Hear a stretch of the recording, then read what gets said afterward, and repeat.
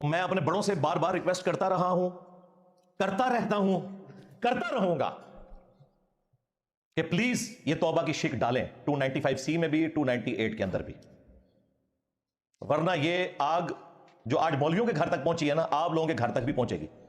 مولویوں کو تو پتا چل گیا نا، تلے گئے ہیں نا، کتنی مصیبت پڑی ہوئی ہے ان کو، پہلے ان لوگوں کو احساس نہیں تھا۔ ہم کہتے ہیں جی توبہ کر لی تو یار معاملے کو چھوڑ دیا جائے، کہتے ہیں نہیں جی، توبہ تو اللہ کے حضور کی ہے، دنیا میں تو قانون اسٹیبلش ہوگا۔ جب مولویوں کی باری آئی ہے تو کہتے ہیں توبہ کر لی کافی ہے۔ یہی بات ٹھیک ہے، توبہ کر لی کافی ہے۔ اور میں آپ کو بتاؤں یہ 295C کی جو سزا ہے نا، اس سے متعلق جب ان کی آڈیوز لیک ہوتی ہیں نا تو یہ آپ کو اصلی بات کہتے ہوئے سنائی دیتے ہیں۔ مفتی تقی عثمانی جو پلانٹ ارتھ پہ دیوبند کا مفتی اعظم ہے اور حنفی فقہ کو بھی سمجھتا ہے، اس کی ایک آڈیو لیک ہوئی ہے جس میں اس نے خود مانا ہے کہ حنفیوں کے نزدیک غیر مسلم اگر توہین رسالت کرے تو اسے قتل نہیں کیا جائے گا، اور مسلمان کرے تو بھی کہتے ہیں اس کی سزا کوئی نہیں ہے۔ لیکن جمہور کے نزدیک یہ جو سزا اسٹیبلش کی جاتی ہے قتل کی، وہ اس وجہ سے کہ وہ مرتد ہو جاتا ہے، وہ مرتد والی سزا اس کے اوپر لگائی جاتی ہے، گستاخ رسول کی سزا نہیں ہے۔ لو سامو، حنفی مسلک میں گستاخی کی سزا قتل نہیں ہے، بلکہ کوئی بھی حاکم اپنے جوابدید کے مطابق جو سزا تجویز کرے وہ کر سکتا ہے، سمجھے نا؟ الا یہ کہ مسلمان ہو تو مسلمان اس سے مرتد ہو جائے گا، مرتد کی سزا قتل ہوتی ہے، اور غیر مسلم اگر کرے گا تو غیر مسلم جو ہے اس کی سزا قتل نہیں ہے، کوئی اور سزا اس کو دی جائے گی۔ حنفیہ کا مطلب ہے، لیکن جمہور کا قول یہ ہے کہ ہر صورت میں چاہے گستاخی کرنے والا مسلمان ہو یا غیر مسلم ہو، ہر صورت میں اس کی سزا قتل ہے۔ اور پاکستان میں جو قانون بنایا گیا، قانون توہین رسالت، وہ جمہور کے قول پر بنایا گیا کہ اگر کوئی گستاخی کرے تو اس کی سزا قتل ہے۔ اسی مفتی کو کہنا کہ سامنے آ کے ذرا اس کے اوپر بول، جو تو کہہ رہا ہے کہ یہ 295C کی سزا جو ہے وہ جمہور کو دیکھ کے بنائی گئی ہے، فقہ حنفی میں تو نہیں ہے۔ یہی بات غامدی صاحب نے کی تھی تو مفتی منیب الرحمان جو پلانٹ ارتھ پہ مفتی اعظم ہے بریلویوں کا، وہ بھڑک اٹھا تھا کہ بتائیں فقہ حنفی میں کیا سزا ہے۔ تو توبہ والا معاملہ اللہ اور بندے کا ہے، بالکل درست ہے، لیکن جب اللہ نے معاف کر دیا ہے تو آپ کوئی اللہ سے بڑی عدالت ہے کہ آپ سے بھی فیصلہ لینا پڑے گا۔ سورۃ الفرقان سورت نمبر 25 آیت نمبر 68 سے 70، اللہ تعالیٰ نے اس کائنات کے سب سے بڑے 3 گناہ گنوائے ہیں۔ نمبر 1 شرک، نمبر 2 قتل ناحق جو حقوق العباد میں سب سے بڑا گناہ ہے، اور نمبر 3 بدکاری۔ اور اس کے بعد کہا کہ جو ان سے بھی توبہ کر لے ہم نہ صرف اس کے گناہوں کو معاف کریں گے بلکہ گناہوں کو نیکیوں سے بدل دیں گے۔ اللہ اکبر کبیرا والحمدللہ کثیرا وسبحان اللہ بکرۃ واصیلا۔ مجھے بتائیں کہ اللہ کی گستاخی بڑی ہے یا رسول اللہ کی گستاخی بڑی ہے؟ اللہ کی۔ شرک تو اللہ کی گستاخی ہے نا۔ اللہ کی گستاخی شرک کی شکل میں اللہ کو گالی دینا ہے۔ سورہ مریم میں آیا قریب ہے آسمان پھٹ پڑے، زمین شک ہو جائے اور پہاڑ ریزہ ریزہ ہو جائیں، ان دعوا للرحمن ولدا، جب یہ کہتے ہیں رحمان نے بیٹا جنا۔ بھائی آج 2.25 ارب کرسچنز کیا خدا کے لیے بیٹا تجویز نہیں کر رہے؟ یہ خدا کے گستاخ نہیں ہے تو کیا ہم انہیں قتل کرنے نکلیں گے؟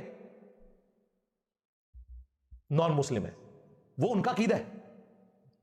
اب آئیے مسلمانوں کی طرف، مسلمانوں میں اگر کوئی ایسی بات رپورٹ ہوتی ہے توبہ کر لے تو کافی ہے، ورنہ مجھے بتائیں جن لوگوں نے مزارات بنا کے شرک کے اڈے کھولے ہوئے ہیں، مرد و عورت کا وہاں پہ اختلاط ہے، سر عام سجدے کر رہے ہیں، ہمارے نزدیک تو یہ مسلمان اللہ کے گستاخ ہیں، تو بسم اللہ کریے پھر تھوڑے دے،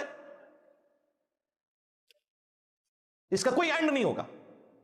لہٰذا یہ توبہ والی بات آئین میں ایڈ کرنا ضروری ہے، یہ قرآن کے مطابق ہے۔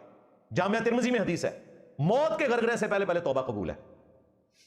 موت کا غرغرہ نہیں آیا، آپ نے توبہ کی، خواہ جتنی مرضی بڑی کوئی گستاخی ہوئی ہے، اللہ کے حضور آپ کی توبہ قبول ہے، اللہ کے حضور قبول ہے، تو بھائی مولوی، بزرگ، بابے اور یہ جعلی عاشقان رسول جو بنے پھرتے ہیں، یہ تو شاہی کوئی نہیں، اللہ سے ڈر جائے۔ ابھی حالت یہ ہے کہ آپ کو فیس بک کے اوپر ایسی تصویریں ملیں گی، ٹوکے اٹھائے ہوئے ان کے اوپر لبیک یا رسول اللہ لکھا ہوا ہے، اندازہ کریں یار، یہ ٹوکے میدان جنگ میں کافروں کے خلاف چلتے نا تو ہم مانتے کہ یہ ٹوکے واقعی کو اسلام کے لیے کھڑے ہوئے ہیں، وہ بھی میدان جنگ میں، عام حالت میں کافر کو بھی نہیں آپ قتل کر سکتے۔ یہ لبیک کا یا رسول اللہ لکھ کے آپ ذرا مجھے ایمانداری سے بتائیں، یہ ٹوکا چلنا کس کے اوپر ہے؟ مسلمانوں کے اوپر۔ آپ اونچی آمین کہیں، رفع الیدین کریں مسجد میں، آپ کو کوئی خطرہ نہیں ہے کسی نان مسلم سے، خطرہ ہے تو مسلمان سے، اس مسلمان سے جس کی نماز قادیانیوں والی ہے۔ جی حنفی بریلوی، حنفی دیوبندی، حنفی قادیانی، قادیانی فقہ میں حنفی ہیں، بغیر رفع الیدین کے نماز پڑھتے ہیں۔ ہم اور ہمارے سٹوڈنٹس بخاری اور مسلم میں جو لکھا ہوا ہے طریقہ اہل سنت کے ہاں رکوع میں جاتے وقت اور رکوع سے اٹھتے وقت رفع الیدین والا، ہم اس طریقے کے مطابق نماز پڑھتے ہیں۔ لو سامو، وہ قادیانیوں کا جو سو کالڈ خلیفہ ہے نا، اس کی تو ویڈیو موجود ہے کہ ہم فقہ میں حنفی ہیں۔ We follow generally Imam Abu Hanifa's fatwa were very largely acceptable ulama, and unless we find reasons to disagree with him, we would generally follow the fiqh Hanafiya. Unless you would trust me directly, the overbearing principle should be that you follow Hazrat Imam Abu Hanifa. This is entirely to the Mu'tazila.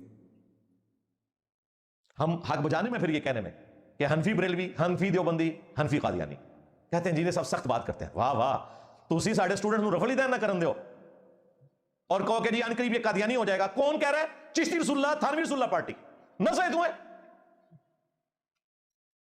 پھر تمہارا جو غوث پاک تھا، جس کا ایک دھوبی تھا، جو امداد اللہ بہاجر مکی بریلوی اور دیوبندیوں کا مشترکہ ابا، جو اس دھوبی کا دفاع کرتا رہا کہ جی میں غوث پاک کا دھوبی ہوں۔ تمہارے غوث پاک اور ہمارے عبد القادر جیلانی المتوفا 561 ہجری، انہوں نے غنیت الطالبین میں نماز کا وہی طریقہ لکھا ہے جو بخاری اور مسلم میں، رکوع میں جاتے وقت اور رکوع سے اٹھتے وقت رفع الیدین کرنا۔ نہیں جی وہ حنبلی تھے، تسی کیوں حنفی ہو پھر؟ ویسے انہوں نے لکھا میں حنبلی ہوں۔ تمہارے پیر کو زیادہ نماز آتی تھی کہ تمہیں آتی ہے؟ تم تو کہتے ہو یہ مکھیاں مارتے ہیں۔ آج کل ویسے نیا ورژن نکالا کہ سارے طریقے ثابت ہیں۔ نسوے تو ہے، جھوٹے ہو۔ کل تک کہتے سو بت رکھ کے آندے رہے، کہتے سارے طریقے ثابت نے۔ اصل بھی جناب اپنی دم کٹی ہوئی ہے تو چاہتے سب کی کاٹ دیں۔ کو ایگزسٹ کرنا چاہتے ہیں، کھورا اپنے کار نکلا ہے۔ جن کی نماز قادیانیوں والی ہے ان کو کیا حق پہنچتا ہے کہ وہ ٹوکوں کے اوپر لبیک یا رسول اللہ لکھ کے تو مسلمانوں پہ چڑھ دوڑیں؟ اب مجھے بتائیں کوئی نان مسلم یہ دیکھے پوسٹر تو وہ اسلام قبول کرے گا؟ آپ اسے لاکھ بتاتے رہے وما ارسلناک الا رحمۃ للعالمین، تو کہے گا ٹوکے ہوتے تھے نہیں لکھا۔ چھوٹے چھوٹے بچے اسکول کے، کالجز کے، ان کے ٹیچرز نمک حرام ٹیچرز، گورنمنٹ نے اس کام کے لیے انہیں نہیں رکھا تھا، چھوٹے چھوٹے بچوں کو نعرے لگوا رہے ہیں گستاخ رسول کی ایک ہی سزا، سرطان سے جدا، سرطان سے جدا۔ سرکار دو عالم صلی اللہ علیہ وسلم نے ارشاد فرمایا کہ قیامت تک جو بندہ بھی نبی کے بارے میں بات کرے، کسی بھی نبی کے بارے میں بات کرے، اس کو کاٹ کے رکھے۔ یہ سرکار نے فرمایا، نعرہ سنا ہوا گستاخ نبی کی ایک سزا، سرطان سے جدا، سرطان سے جدا۔ لہجہ اپنے اندر رکھو کہ جڑا بندہ بھی سرکار کے بارے گل کرے گا، سرکار دو عالم صلی اللہ علیہ وسلم کے بارے گل کرے گا، تو انہاں ایک ہی حال ہے، کی حال ہے من سب نبی فقتلوہ۔ ہر بچہ اسلام یاد کرے، حدیث مبارک ہے سرکار کے حدیث کی ہے، من سب نبی فقتلوہ، من سب نبی فقتلوہ، اسی کہنا فقتلوہ، من سب نبی من سب نبی اندر ادھر کھڑے ہو جاؤ، بتاؤ کیا تم ظالموں کے ظلم سے ڈر گئے ہو؟ نہیں۔ تو تم کیا کر سکتے ہو؟ تم اپنے نبی کی عزت کے لیے مر بھی سکتے ہیں اور گستاخ رسول کو مار بھی سکتے ہیں۔ من سب نبی سب نبی گستاخ نبی کی ایک سزا، گستاخ نبی کی ایک سزا۔ ماشاءاللہ، یہ میرے گاؤں کے بچوں کا جذبہ ہے۔ ہم اس کے پاس پہنچے ہیں اور ہم نے اس سے بات کرنے کی کوشش کی۔ السلام علیکم، وعلیکم السلام۔ کیا نام ہے آپ کا؟ محمد ابو بکر۔ کب سے موجود ہو دھرنے کے اندر؟ ہفتہ۔ ہفتہ ہو گیا؟ ہاں جی۔ من سب نبی من سب نبی فقتلوہ کا مطلب میرے آقا نے فرمایا قیامت تک جنہیں میرے بارے کے بات کرے اس کو کاٹ کے رکھ دو۔ فقتلو دین جاوے کس سے گستاخ دوں، رات تک نیند نہ آئے، گستاخ کے نبی کی ایک صدا، گستاخ کے نبی کی ایک صدا۔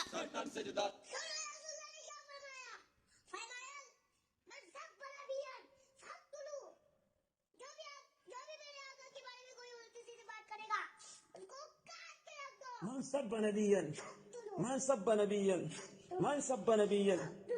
اور گستاخ رسول پتہ ہے کون؟ دوسرے فرقے والا، اور ان کے نزدیک یہ چھوٹے چھوٹے بچے تلواریں اٹھائی ہوئی ہیں لکڑی کی۔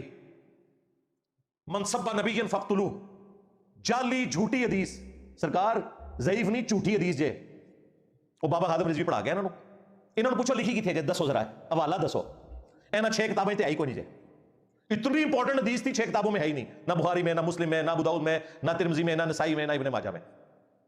دور کی کتاب میں جا کے المعجم الاوسط امام طبرانی کی کتاب میں موجود ہے، اور مجموع الزوائد جو ابن حجر اسقلانی کے استاد ہیں امام ہیثمی، انہوں نے صحیح، ضعیف اور موضوع کے حکم لگائے ہیں. اور یہ بریلویوں نے خود مجموع الزوائد چھاپ دی حدیث کی کتاب، اس میں انہوں نے یہ حدیث لے کر نیچے لکھا ہے کہ یہ روایت درست نہیں ہے، اور امام نسائی کے حوالے سے لکھا کہ امام نسائی اس کے جو مرکزی راوی جس نے اس روایت کو بیان کیا ہے عبید اللہ بن محمد، اس کو کذاب، جھوٹا کہتے تھے. اور ایک کڑی ہوئی حدیث ہے من سب نبی فقتلوہ، کڑی ہوئی حدیث، جھوٹی حدیث. اندازہ کریں اس پر ترا یہ کہ سنن نبی داؤد میں، سنن نسائی میں موجود ہے کہ حضرت ابوبکر الصدیق رضی اللہ تعالیٰ عنہ کو ایک شخص کے اوپر غصہ آیا، تو وہاں ایک دوسرا آدمی بیٹھا تھا، اس نے کہا کہ اے امیر المومنین اجازت دے میں اس کو قتل کر دوں. وہ کوئی خام خائے ہوتے ہیں نا بعض کھڑپینچی کرنے والے بھی. تو سیدنا ابوبکر نے کہا نہیں یار قتل کیوں کر دے گا ایسے، تو اس کا میرا اختلاف رائے ہے، قتل کہاں سے بیچ میں آ گیا. بعد میں جب یہ خطبہ ختم ہوا تو حضرت ابوبکر اسے سائڈ پہ لے کے گئے اور کہا کہ یہ جو تو نے مجمع میں بات کی کہ میں اسے قتل کر دوں، اگر میں واقعی تجھے کہہ دیتا جھوٹی موٹی بھی کہ مار دے تو نے مار دینا تھا. انہوں نے کہا حضرت میں مار دینا سی. اندازہ کریں. تو پھر سیدنا ابوبکر نے اسے ڈانٹا، انہوں نے کہا کہ رسول اللہ صلی اللہ علیہ وآلہ وسلم کے بعد کسی کے لیے یہ شایع نہیں ہے کہ وہ کسی کو قتل کروائے. یہ صرف نبی کا حق تھا کہ وہ کسی کو وجہ بتائے بغیر بھی حکم فرما سکتے تھے کہ اسے قتل کر دو، کیونکہ انہیں وحی کی تائید حاصل تھی. ان کے بعد کسی کو یہ رائٹ نہیں ہے کہ اسے قتل کیا جائے، خواہ وہ حضرت ابوبکر کے ساتھ بھی کوئی مسئلہ رکھتا ہو. یہ خود حضرت ابوبکر کہہ رہے ہیں. اب مجھے بتائیں یہ جو جعلی اشکان صحابہ بنے ہوئے ہیں ان سے ذرا پوچھیں، حضرت ابوبکر تو خود کہہ رہے ہیں کہ گستاخ کو قتل نہیں کرنا، میرا گستاخ ہو میرے سامنے بیٹھا ہو. تم 1400 سال بعد جو ہے وہ سعودیہ کی فنڈنگ کے اوپر یہ تماشا لگا کے یہاں بیٹھے ہوئے ہو ٹوائلٹس میں شیعہ کافر لکھ کے. اس حدیث کے ساتھ ہی امام ابو داؤد نے اپنے استاد احمد بن حنبل کے کامنٹس لکھے ہیں کہ احمد بن حنبل کہتے ہیں کہ 3 وجوہات کی بنا پہ ہی کسی کو قتل کیا جا سکتا ہے. نمبر 1، کوئی شخص مرتد ہو جائے، اسلام چھوڑ جائے. نمبر 2، شادی شدہ زانی، یعنی وہ بدکاری کر بیٹھا. اور نمبر 3، قتل کے بدلے قتل، یعنی اگر کسی نے ناحق کسی کو قتل کیا اس کے بدلے میں اسے قتل کیا جائے گا. ان کا بس یہ 3 وجوہات ہیں، ان کی بنا پہ آپ قتل کر سکتے ہیں، چوتھی کوئی وجہ نہیں ہے. اور پھر احمد بن حنبل نے ساتھ کہا کہ حضرت ابوبکر کے قول کا مقصد یہی تھا کہ صرف نبی علیہ السلام حکم دے سکتے ہیں ان 3 وجوہات کو چھوڑ کر بھی کسی کے حق میں کہ اسے قتل کر دیا جائے. باقی عام مسلمان خواہ وہ حضرت ابوبکر ہی کیوں نہ ہو 3 موقعوں کے علاوہ کسی کے لیے قتل کا حکم نہیں کر سکتے. اب مجھے بتائیں انہوں نے جو گستاخ رسول کی سزا نکالی ہے، وہ جو آڈیو لیک ہوئی تھی مفتی تقی عثمانی صاحب کی، وہ بالکل ٹھیک ہوئی تھی. اسی ابو داؤد اور نسائی کے اندر وہ حدیث ہے جو یہ لیے پھرتے ہیں جی 4 لوگوں کو غلاف کعبہ میں بھی پاؤ تو قتل کر دو. وہ 4 لوگوں کو قتل کرنے کا حکم کس نے دیا تھا؟ نبی صلی اللہ علیہ وسلم نے. اور وہ عذاب استیصال کا حصہ تھا جو نبی کا انکار کرنے کے اوپر آتا ہے. وہ یہ نہیں ہے کہ جو بندی ہے تو قتل کر دو، بریلوی ہے تو چھوڑ دو. ان کے تو قتل کا معیار یہی ہے نا، وہ تو چیز ہی کچھ اور تھی. حدیثیں اٹھاتے ہیں، اس میں خود سے رنگ بھرتے ہیں اور زر نکالتے ہیں. اور جی بخاری مسلم میں حدیث ہے کعب بن اشرف کو قتل کروایا تھا نبی علیہ السلام نے. جی کعب بن اشرف وہ یہودی تھا جو مسلسل مسلمانوں کے ساتھ ظلم کر رہا تھا، اور مسلمانوں کی اور یہودیوں کی ایک کولڈ وار جاری تھی، اس میں ان کے سرغنہ کو نبی علیہ السلام نے قتل کروایا. نہیں وہ گستاخ رسول تھا، اور گستاخ رسول تو سارے یہودی تھے. عبداللہ ابن ابی رئیس المنافقین، اندر سے یہودی اوپر سے مسلمان، کیا وہ گستاخ رسول نہیں تھا؟ اسے کیوں نہیں قتل کروایا اللہ کے نبی نے؟ لو سامو. الٹا بخاری مسلم میں آتا ہے جنازہ خود پڑھایا، لعاب دہن ڈالا، کرتا مبارک کفن کے لیے دیا. پھر اللہ تعالیٰ نے آیات نازل کی. اللہ تعالیٰ پہلے بھی کر سکتا تھا کہ آپ ان کے لیے 70 دفعہ بھی مغفرت کریں، ہم ان کی توبہ قبول نہیں کریں گے. آندہ آپ نے کسی منافق کی قبر پہ کھڑے نہیں ہونا، نہ اس کے لیے دعا کرنی ہے. لیکن نبی علیہ السلام کی زندگی میں اس کی تکلیف کی وجہ سے تمام صحابہ کو پتا چل گیا تھا یہ منافق ہے. بخاری میں آتا ہے حضرت عمر نے کئی دفعہ اجازت مانگی کہ یا رسول اللہ اجازت دیں اس کا گلا کاٹ دوں میں. آپ نے فرمایا چھوڑ دو، لوگ کہیں گے اپنے ساتھیوں کو قتل کرواتا ہے. اس سے بڑا تو کوئی گستاخ رسول نہیں تھا نا. تو دقت نظر سے چیزوں کو دیکھا جاتا ہے بھائی، اس طرح نہیں ہوتا. بخاری مسلم دونوں میں موجود ہے ایک بدری صحابی تھا ابن ابی بلتا، اس نے نبی علیہ السلام کی مخبری کر دی، مشرکین عرب کو بتایا کہ عنقریب نبی علیہ السلام مکے پر چڑھائی کرنے والے ہیں، تو یہ جو میں نے حضور کا راز لیک کیا ہے نا، اس کے بدلے میں تم نے میری جو وہاں پہ جائیداد ہے، ایسٹس ہیں، ان کو نقصان نہیں پہنچانا۔ اللہ تعالیٰ نے وحی کے ذریعے بتا دیا۔ نبی علیہ السلام نے مولا علی کو بھیجا اور کہا کہ فلاں قافلے میں ایک عورت ہے، اس کے پاس وہ خط موجود ہے، وہ اہل مکہ تک نہیں پہنچنا چاہیے۔ مولا علی پیچھے پہنچ کے اس عورت کو پکڑ لیا، تلاشی دلوائی گئی، خط نہیں نکل رہا۔ سیدنا علی نے کہا کہ مجھے تیرے کپڑے بھی اتروانے پڑے نا، اترواؤں گا، تیرے پاس وہ خط ہے، کیونکہ جس شخص نے مجھے تیری طرف بھیجا ہے نہ وہ جھوٹا ہے اور نہ وہ ہستی جھوٹی ہے جس نے اسے خبر دی ہے، یعنی اللہ اور اس کا رسول جھوٹا نہیں ہو سکتے۔ پھر اس نے اپنا جوڑا کھولا، اس میں سے وہ خط نکالا۔ اب وہ خط نبی علیہ السلام کی بارگاہ میں پہنچا، بخاری مسلم کے الفاظ ہیں۔ حضرت عمر نے کہا یا رسول اللہ اجازت دیں، اس کا گلا کاٹ دوں، جس نے نبی کے ساتھ غداری کی۔ بالکل صحیح فیصلہ کیا حضرت عمر نے، لیکن حضرت عمر کا تعلق ٹی ایل پی سے نہیں تھا، اجازت لی۔ آپ نے فرمایا عمر چھوڑ دو، بدری اصحاب کی اگلی پچھلی غلطیاں اللہ تعالیٰ نے معاف کر دی ہیں۔ یعنی اس نے یہ جو کچھ کیا، اگرچہ کی غداری، لیکن دنیا سے مغلوب ہو کر۔ اب یہ فیصلہ آج کوئی نہیں کر سکتا، اس زمانے میں تو نبی علیہ السلام کو وحی کی تائید حاصل تھی۔ پھر سورہ ممتحنہ کی آیات نازل ہوئی ابن ابی بلتا کے بارے میں کہ اللہ اور اس کے رسول سے بڑھ کر کسی کو آپ دوست یار نہیں رکھ سکتے۔ اس حدیث کے اوپر امام بخاری نے ایک چیپٹر کی ہیڈنگ میں اس حدیث کو لے کر ایک شرعی مسئلہ بیان کیا ہے کہ اگر کوئی شخص کسی مسلمان بدری صحابی کو بھی اپنے علم کی بنیاد پر منافق کہہ لے، حضرت عمر نے کہا تھا اجازت ہے میں اس منافق کا گلا کاٹ دوں، تو اس پر فتویٰ نہیں لوٹے گا۔ یعنی حضرت عمر نے جو ایک صحابی کو منافق اور کافر کہہ دیا، ان پہ فتویٰ نہیں لوٹے گا، کیونکہ انہوں نے دلائل کی بنیاد پہ یہ سمجھا۔ یہ مسئلہ امام بخاری نے اخذ کیا ہے۔ اسی کی بنیاد پہ میں نے کہا تھا کہ نبی علیہ السلام کے مبارک زمانے میں بھی اگر کوئی شخص کسی بدری صحابی کو کافر کہتا ہے اپنے علم کی بنیاد پہ، جو اس تک نالج پہنچا، تو وہ کافر کہنے والا کافر نہیں ہوگا۔ یہ امام بخاری نے نقل کیا ہے۔ جب میں نے مسئلہ بیان کیا تو دیوبند انڈیا سے میرے خلاف فتویٰ نکلا ہے کہ جی اس نے کہا کہ اگر آج کوئی حضرت ابوبکر کو کافر کہہ دے تو کافر نہیں ہوگا۔ جی بالکل، حضرت ابوبکر کے اپنے زمانے میں بھی، نبی علیہ السلام کے زمانے میں بھی اگر کوئی یہ کام کرے، کس نے کیا؟ حضرت عمر نے کیا۔ لو سامو جاہلو، تم لوگوں کو فقہ بھی میں نے پڑھانی ہے، بخاری مسلم بھی میں نے پڑھانی ہے، یہ امام بخاری کو کہہ رہے ہو؟ یہ امام بخاری نے لکھا ہے کہ حضرت عمر کافر اس لیے نہیں ہوئے کہ انہوں نے اپنے علم کی بنیاد پہ ایک صحابی کو کافر کہا تھا، بدنیتی کی وجہ سے نہیں کہا تھا۔ اس طرح آج بھی اگر کسی کو اپنے علم کی بنیاد کے اوپر کسی شخص کے بارے میں مغالطہ لگ گیا تو آپ علمی اصلاح کریں، باقی وہ اور اس کا رب کا معاملہ ہے۔ اسلام سے نکالنے کے لیے جب تک اللہ، رسول، آخرت، ختم نبوت کا کوئی انکار نہیں کرتا نا، وہ بڑے سے بڑا بھی کوئی جرم کرتا ہے نا کسی اور ہستی سے متعلق، وہ مسلمان ہی رہے گا۔ ہاں گمراہ ہو سکتا ہے، بدعتی ہو سکتا ہے، جنمی ہو سکتا ہے، کافر نہیں ہوگا۔ یہ دقت نظر سے معاملات کو دیکھا جاتا ہے۔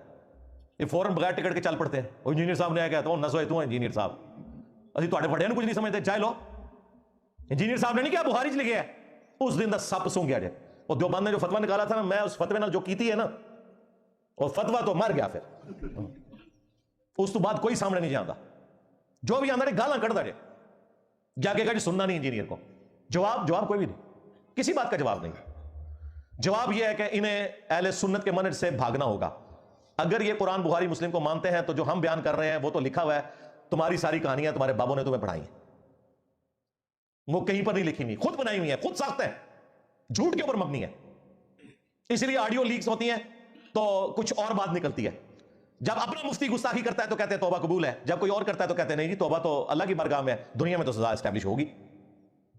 تماشا بنایا ہوا ہے انہوں نے، دھوکے میں رکھا ہوا ہے آپ لوگوں کو۔ نہ یہ دین کے ہیں اور نہ یہ دنیا کے ہیں، یہ صرف چندے کے ہیں۔ دنیا میں بھی بندہ کوئی رولز اینڈ ریگولیشن کے ساتھ چلتا ہے، وہ کوئی نہیں۔ ان کو چندہ چاہیے، جھوٹ بولنا پڑے بولیں گے آپ کے ساتھ، اس طریقے سے آپ کو مختلف چیزیں بتا دیں گے، حالانکہ ان آیات کا، ان احادیث کا کوئی لینا دینا نہیں ہے ان کے کسی موقف کے ساتھ۔ انہوں نے خود ساختہ چیزیں اپنی بنائی ہوئی ہیں۔ یہ ٹوٹل ان کے پاس چیزیں تھی جو میں نے آج بڑی تفصیل کے ساتھ ڈسکس کر لی ہیں۔ اس کے بعد کوئی گنجائش نہیں ہے۔ ہاں اگر کسی نے کوئی علمی دلیل نہیں ماننی، جذبات کے اوپر چلنا ہے، تو اس کا تو کوئی علاج نہیں ہمارے پاس، ہم تو صرف علمی دلائل رکھ سکتے ہیں۔ اب اینڈ پہ میں جو قرآن حکیم کا یونیورسل ٹروتھ ہے اسے دوبارہ سے ریپیٹ کر دوں۔ سورۃ المائدہ کی آیت نمبر 32 میں اللہ تعالیٰ نے فرمایا کہ دو ہی استثناء ہیں، یا تو قتل کے بدلے قتل ہوگا یا فساد فی الارض کی سزا ہوگی، کہ کسی انسان کو قتل کیا جا سکتا ہے، وہ بھی جوڈیشری کے تھرو، عام آدمی نہیں قانون ہاتھ میں لے سکتا۔ ان دو استثناء کے علاوہ جس نے کسی جان کو قتل کیا، مسلمان نہیں، ایک جان کو، اس نے پوری انسانیت کا قتل کیا، اور جس نے ایک جان کو بچایا اس نے پوری انسانیت کو بچا لیا۔ جان کا ذکر ہے, مسلمان کا ذکر نہیں ہے. حتیٰ کہ صحیح بخاری میں حدیث ہے, اگر کسی مسلمان ملک میں کوئی کافر ٹیکس دے کر رہ رہا تھا ذمہ, جس سے معاہدہ تھا گورنمنٹ کا, اس کو اگر کوئی قتل کر دے مسلمان, تو وہ مسلمان جنت میں تو جانا دور کی بات, جنت کی خوشبو بھی نہیں پا سکتا جو ایک کافر کو ناحق قتل کر دے, حالانکہ جنت کی خوشبو 40 سال کی مسافت سے آ رہی ہوگی. 50,000 سال کا دن ہے نا قیامت کا, تو 40 سال کی مسافت سے جنت کی خوشبو آتی ہوگی, لیکن ایسا مسلمان جنت کی خوشبو بھی نہیں پائے گا جس نے ایک کافر کو بھی ناحق قتل کر دیا جو مسلمان ملک میں رہ رہا تھا ٹیکس دے کر. یہاں دیکھ لیں تو انہیں مذہب کے نام کے اوپر کیا کچھ کرتے رہتے ہیں, ناحق کرتے رہتے ہیں. حق کے ساتھ بھی نہیں کر سکتے, وہ بھی جوڈیشری کے بغیر آپ نہیں کر سکتے.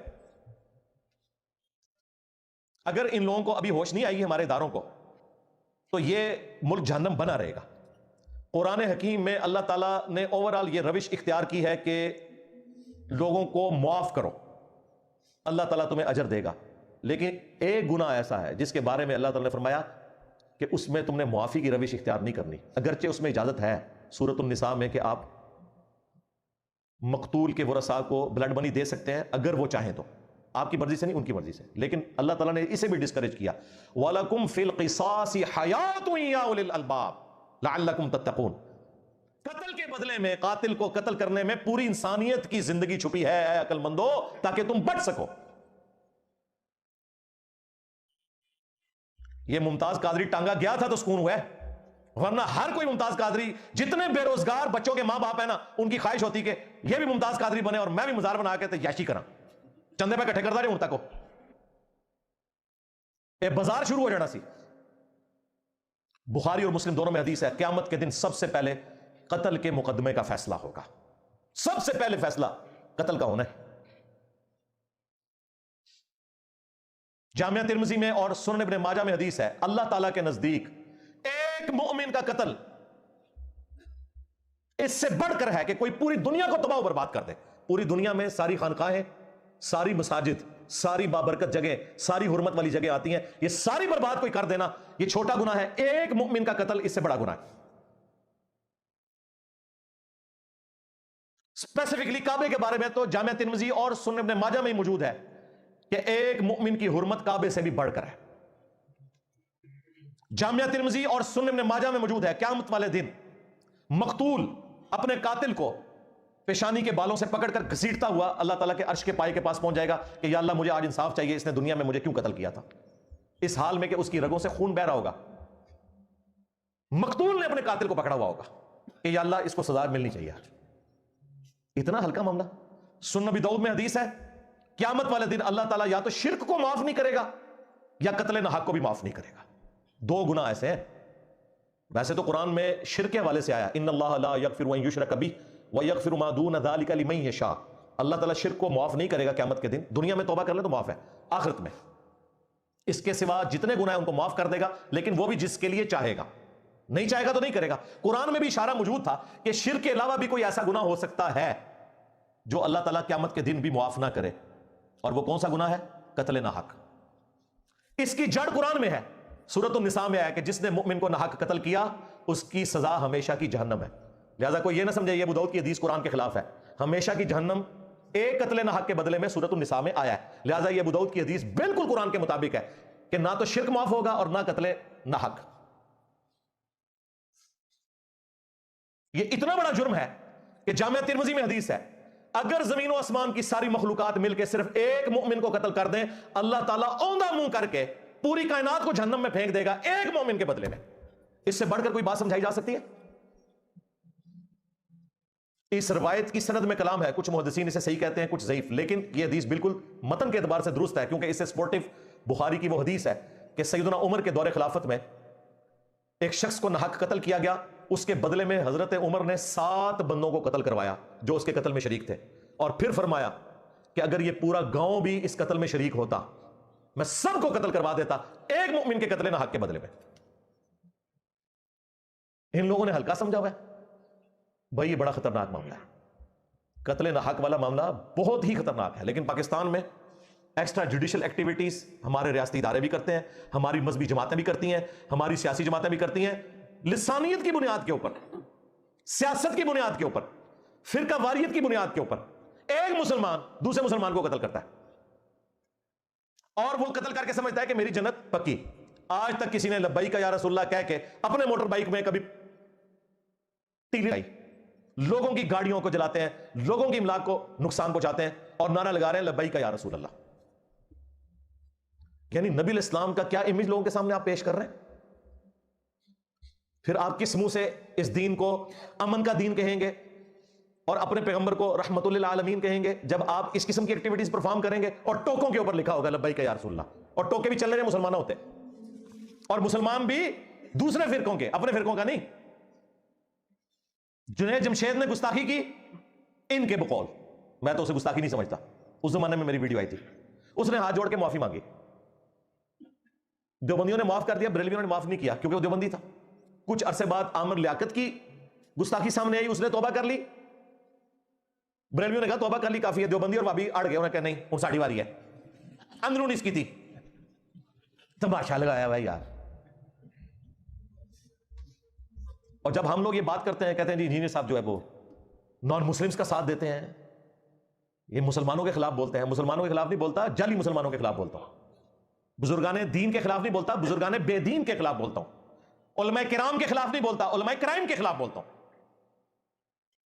اور یہ انشاءاللہ میں بولتا رہوں گا کیونکہ یہ آپ کے اوپر جو اللہ تعالیٰ کی طرف سے آزمائش مسلط ہوئی ہے نا, یہ آپ کے بزرگوں کی حرکتوں کی وجہ سے ہوئی ہے. ہاں, اور یہ ٹلنے والی نہیں ہے. اللہ تعالیٰ جب کوئی بلا چھوڑتا ہے نا, ہاں وہ پھر اگلے نو مکا کے پیچھے ٹل دیا ہے, ذہن نہیں رکھنا. میں نبی سا ہے ہی کوئی نہیں, تیرے بابے تھے شاہ ہی کوئی نہیں.